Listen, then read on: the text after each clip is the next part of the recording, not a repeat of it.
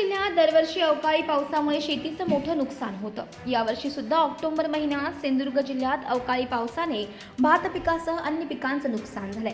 सरकारकडून देण्यात येणारी मदत म्हणजे येथील शेतकऱ्यांची क्रूर चेष्टा होय। शेतकऱ्याचे झालेले नुकसान शासनाला दिसले नाही। आता जाहीर केलेली मदत शेतकऱ्याला देऊ नये, कारण त्या मदतीचा शेतकऱ्याला काहीच फायदा होणार नाही।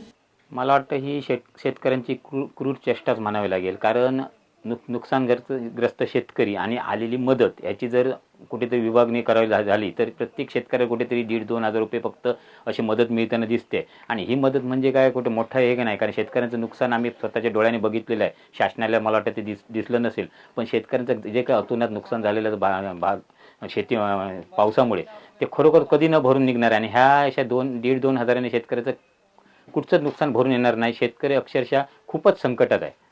तुमची राज्य सरकारकडे आता काय मागणी असते जी मदत जाहीर केली त्यावर? ती मदत जाहीर केली आहे ती मला वाटतं त्यांनी शेतकऱ्याला देऊच नाही, कारण त्या मदतीचा शेतकऱ्याला काहीच फायदा होणार नाही। त्यांनी जास्तीत भरघोस अशी निदान गुंठ्याला तरी 5-10 हजार तरी मदत त्यांनी द्यावी, कारण शेतकरी एका गुंठ्याला किती पिकवतो आणि त्याला किती मिळालं हे शेतकऱ्यालाच माहीत आहे। कारण शेतकरी अक्षरशः रस्त्यावर आलेला आहे।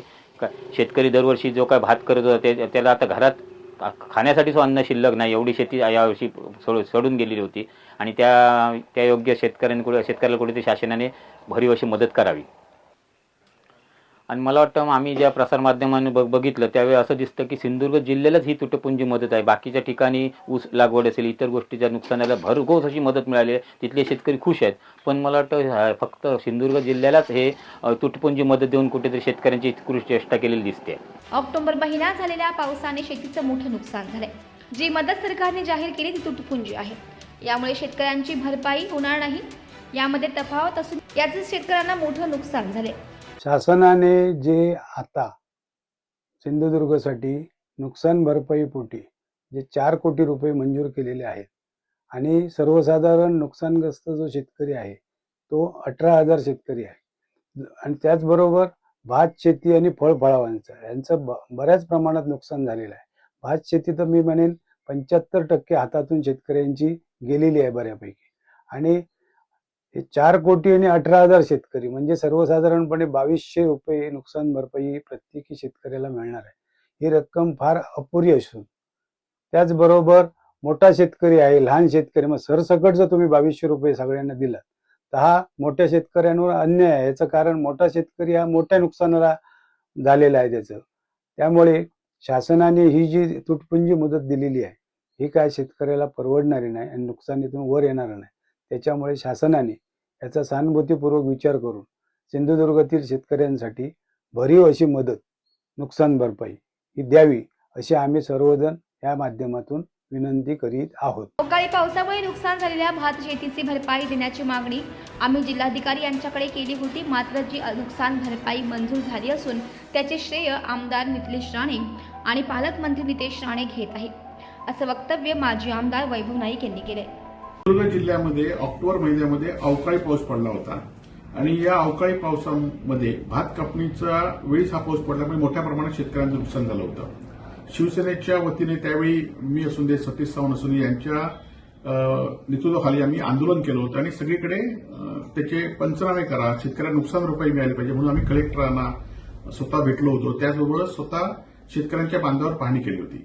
परंतु आजच आम्ही पेपरमध्ये बातमी वाचली की निलेश राणे जे या जिल्ह्याचे पालकमंत्री आहेत, नितेश राणे जे आमदार आहेत, ते दोघंही या नुकसान भरपाईचं श्रेय लाटण्याचा प्रयत्न या ठिकाणी करत आहेत।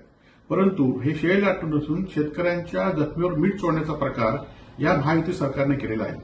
18,372 शेतकऱ्यांना नुकसान भरपाईसाठी त्यावेळी अर्ज केला होता आणि त्यांना जवळजवळ 4,08,00,000 रुपये फक्त नुकसान भरपाई मिळाली आहे। ती प्रत्येकाला आपण डिवाइड केली तर 2,224 रुपये फक्त ही नुकसान भरपाई प्रत्येक शेतकऱ्याला मिळते। याउलट शेतकऱ्यांना ई पीक पाणी नोंदणीची नोंद केली पाहिजे, त्याचा सातबारा काढला पाहिजे, त्याचे फोटो काढले पाहिजेत, तालुक्याला गेलं पाहिजे, कृषी सेवकांना तलाट्यांना आपल्या शेतामध्ये आणलं पाहिजे, शेतामध्ये पुन्हा फोटो काढले पाहिजेत। असा भूर्दंड जवळजवळ 1,000पेक्षा जास्त रुपये खर्च प्रत्येक शेतकऱ्याला झाला आहे आणि प्रत्येक शेतकऱ्याला फक्त 2,224 रुपये नुकसान भरपाई मिळालेली आहे।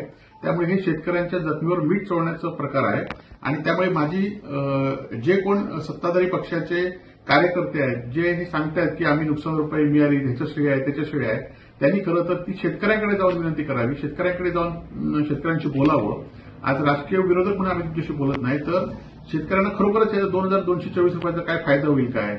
आज राज्यामध्ये ज्यावेळी शेतकऱ्यांना नुकसान भरपाई मिळते ती लाखोंच्या घरात मिळते, परंतु सिंधुदुर्ग जिल्ह्यामध्ये हा अन्याय काय याचा खरं तर लोकप्रतिनिधींनी अभ्यास केला पाहिजे आणि या जखमीवर मीठ चोळण्याचा प्रकार आणि आपलं श्रेय लागण्याचा प्रकार हा थांबवला पाहिजे, एवढीच माझी इथल्या राज्यकर्त्यांना विनंती आहे. त्याचबरोबर हे 2224 रुपये किती शेतकरी घेतील आणि खरं तर कालच्या नगरपालिकेच्या निवडणुकीमध्ये एकेका मताला 15-15, 20 हजार रुपये खर्च आले.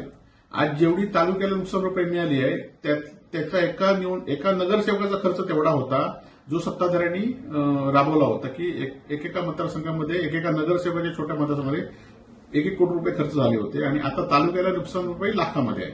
आणि याचा लोकांनी सिंधुदुर्ग जिल्ह्यात लोकांनी शांतपणे विचार करावा आणि सत्ताधाऱ्यांबरोबर कसं राहावं हे लोकांनी ठरवावं अशी माझी लोकांना विनंती आहे.